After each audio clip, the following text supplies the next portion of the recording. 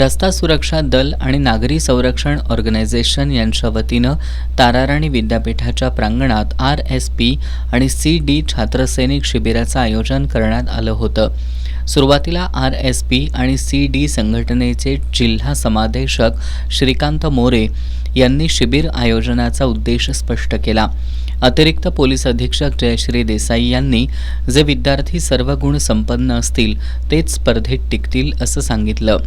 जिल्हा परिषदेचे माध्यमिक शिक्षण अधिकारी एकनाथ आंबोकर यांनी स्वयंशिस्त, जिद्द, कष्ट आणि चिकाटी याच्या जोरावर यश मिळवता येतं असं सांगितलं.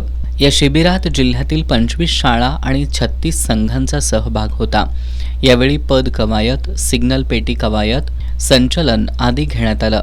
कार्यक्रमाला ताराराणी विद्यापीठाचे उपाध्यक्ष डॉक्टर SN पवार, सचिव प्राजक्त पाटील, स्वामी विवेकानंद शिक्षण संस्थेचे मुख्य कार्यकारी अधिकारी कौस्तुभ गावडे, RSP आणि CD संघटनेचे अध्यक्ष RY पाटील, शहर वाहतूक पोलीस निरीक्षक नंदकुमार मोरे, केतन नवाळे, पूनम मोरे, अनिल कुंभार, संदीप ढेरे, मुख्याध्यापिका SD Chaudhari, VD जेमेनिस, SK Mithari, SL पुजारी यांच्यासह RSP आणि CD छात्रसैनिक उपस्थित होते.